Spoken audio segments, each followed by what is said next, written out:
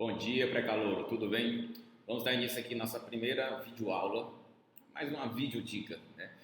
Nós estamos aqui fazendo essa filmagem do Colégio SEV, na Unidade Kennedy, e vamos em frente, que atrás de vocês vem gente. Bem, eu escolhi uma questão aqui que fala de acidez na química orgânica. É um tópico que, vez ou outra, cai no Enem, então não custa nada que a gente revise, né? Então vamos em frente, mas antes que prossigamos, vamos relembrar que essa acidez a qual me refiro, ela nada mais é do que aquela questão de liberar íons H+.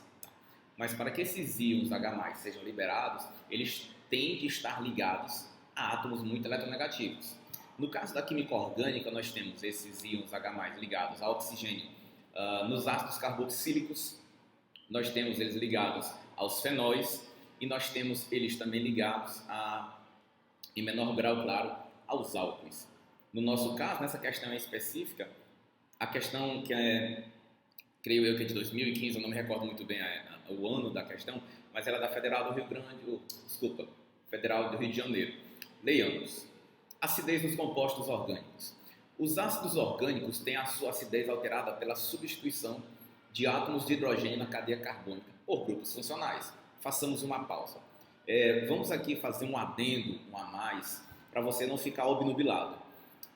Essa história de falar grupos funcionais é muito importante que você entenda o que é um grupo funcional. Um grupo funcional nada mais é do que uma parte da molécula orgânica que é diferente de carbono e hidrogênio. Por exemplo, no caso dos álcoois, o grupo funcional seria a hidroxila, OH.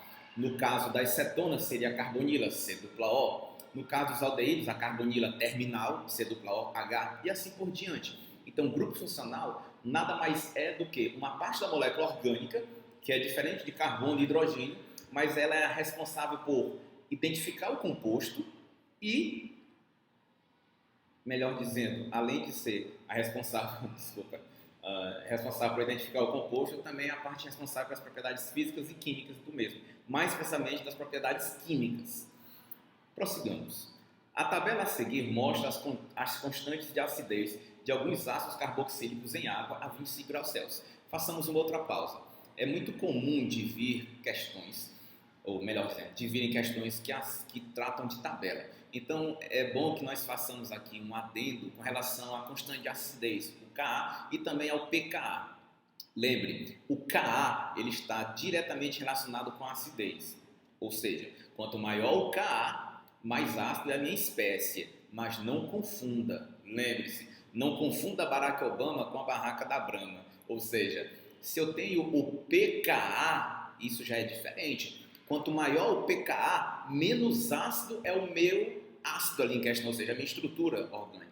Então aqui nós temos 4 estruturas. Se nós verificarmos, nós temos inicialmente a estrutura 1, que é o ácido carboxílico de 1, 2, 3 e 4 átomos de carbono. Eu teria aqui o famoso ácido butanoico, ou ácido butírico. Na estrutura 2 eu também tenho o mesmo ácido carboxílico, com os mesmos 4 carbonos, 1, 2, 3 e 4. Assim como na estrutura 3, 1, 2, 3 e 4 átomos de carbono.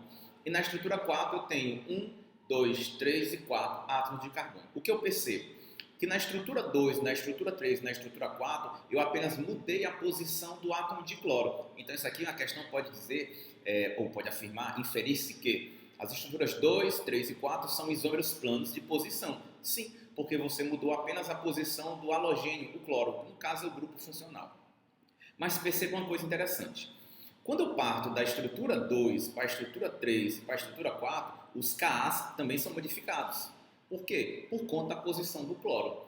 Esse cloro, por ele estar vizinho a essa carboxila aqui, ele vai exercer um efeito ou doador de elétrons ou retirador de elétrons. Eu não entendi. Tá, vamos lá. Eu tenho aqui a carboxila e essa carboxila tem exatamente o hidrogênio que eu vou liberar no meio aquoso. Então eu tenho aqui um hidrogênio ionizável na carboxila de cada uma dessas estruturas. 1, 2, 3 e 4. Atente que a estrutura 1, eu não tenho átomos de cloro vizinhos à carboxila. Tá. Essa ligação aqui, hidrogênio com oxigênio, ela já é uma ligação muito polarizada, ou seja, há uma grande diferença de eletronegatividade. Então fique atento da seguinte maneira: se eu colocar algum átomo ou grupos de átomos aqui nessa cadeia lateral vizinha à carboxila, pode ser que esse átomo ou esses grupos de átomos aqui vizinhos, podem ser que esses átomos influenciem, enfraquecendo essa ligação cada vez mais e aumentando a acidez, ou ao invés de enfraquecer, eu posso fortalecer. No caso, quanto mais fraca for essa ligação OH, mais ácido será o composto. Perceba que o cloro é um átomo muito eletronegativo, mas é muito eletronegativo. E, você está com dúvida quanto à eletronegatividade, né? Então, vou já te dar uma dica. Bem, então você percebeu inicialmente que à medida que eu coloco os átomos de cloro e a posição que eu os coloco, eu tenho mudança no Ka. Por exemplo, no composto 3 eu coloquei o cloro no carbono 4. No composto 2 eu botei o cloro no carbono 2. Perceba que quando eu coloco o cloro mais próximo da carboxila, o Ka aumenta. Se o Ka aumenta, então é porque ficou mais ácido. Vamos em frente. Dispõe os compostos em ordem crescente de força do ácido. Letra B. Explique o papel exercido pelo átomo de cloro na diferença de acidez observada entre os compostos. Pronto, vamos lá. Momento, comentários do contratado do saber. Bem, você já está percebendo que na letra A eu coloquei uma tabela resumo e antes que você se pergunte, sim, eu a coloquei de roxo justamente para que você sinta como se fosse uma pancada, para que você nunca mais esqueça. Essa tabela resumo ela é bem sutil e bem bacaninha, veja só. Quando eu tenho um aumento da cadeia carbônica, ou seja, quando eu aumento o número de átomos de carbono, o que é que isso vai fazer com a acidez? Ela vai diminuir, porque os átomos de carbono na cadeia vizinha carboxila, eles não são eletronegativos para puxar os elétrons. Ou seja, é mais fácil que eles empurrem elétrons do que os puxem. Então eu vou diminuir, eu vou fortalecer aquela ligação OH. No caso da basicidade, eu aumentaria muito, o efeito é contrário. Se no caso, ao invés de eu aumentar a cadeia carbônica, eu deixar a mesma quantidade de átomos de carbono, eu apenas colocar a presença de radicais eletronegativos. Façamos aqui um adendo de que são radicais eletronegativos. Podem ser átomos tais como fluorocloro, ou podem ser grupos insaturados, tais como NO2, SO3H. Quando eu coloco esses radicais eletronegativos, o que acontece com a acidez? Ela aumenta muito, porque eles vão retirar elétrons. Esse fato de retirar elétrons, ele se deve por diferença de eletronegatividade. Isso, dentro da química orgânica, a gente chama de efeito indutivo. Como ele é de retirar elétrons, eu chamo grupos eletroatraentes, ou seja, eles retiram elétrons. E aqueles que, ao invés de retirar, eles fazem aumentar a quantidade de elétrons, eles são doadores. Então aqui eu tenho um efeito indutivo, retirador de elétrons, e eu tenho um efeito indutivo, doador de elétrons. No caso da basicidade, ela vai diminuir muito, como já foi visto, o efeito é contrário. E se eu tiver um núcleo aromático, por conta da ressonância, a acidez aumentará muito. De onde é que eu vejo isso aqui? No caso do fenol, a hidroxila que está ligada diretamente ao benzeno faz com que aquele composto, no caso o fenol, ele seja ácido. E o que acontece com a basicidade? Ela diminui. Pronto. Lembra que eu te disse que você poderia ficar um pouquinho obnubilado ou obnubilada quanto à questão da eletronegatividade? Pois bem, eu trouxe aqui uma frase propedêutica de autoria minha, muito tempo atrás, mas que eu coloquei as iniciais em verde justamente para dar esperança, para que ela não se esvaeça com o tempo. A seguinte frase é bem tranquila. Fez ontem noite clara no Brasil e sol na China. Tá. O que é que eu quero dizer com essa frase? Primeiramente que esse F de fez refere-se ao flúor, o O de ontem refere-se ao oxigênio e assim por diante.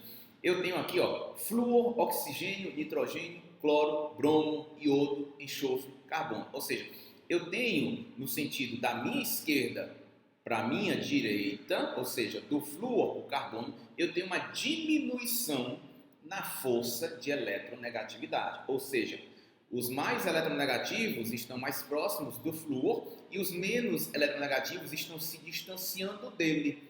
Ou seja, essa frase mnemônica é só para você lembrar da fila de eletronegatividade. Tudo bem que existem várias outras frases, tipo, fui ontem no clube, briguei e saí correndo para o hospital. Aí você pode perguntar, cadê esse P de pro e o H de hospital? Simples. No caso, depois do carbono, tem o fósforo e o hidrogênio. mas como as eletronegatividades do fósforo e do hidrogênio são iguais a 2,1, não faz aqui vantagem nós citarmos. Então, com essa frase, eu chego à conclusão de que o cloro é um elemento muito eletronegativo. Então, como a primeira questão diz, disponha os compostos em ordem crescente de força do ácido, eu posso entender o seguinte, que tanto o composto 2, quanto o composto 3, quanto o composto 4, eles têm átomos de cloro que são átomos eletronegativos. Opa, deixa eu fazer aqui uma dica.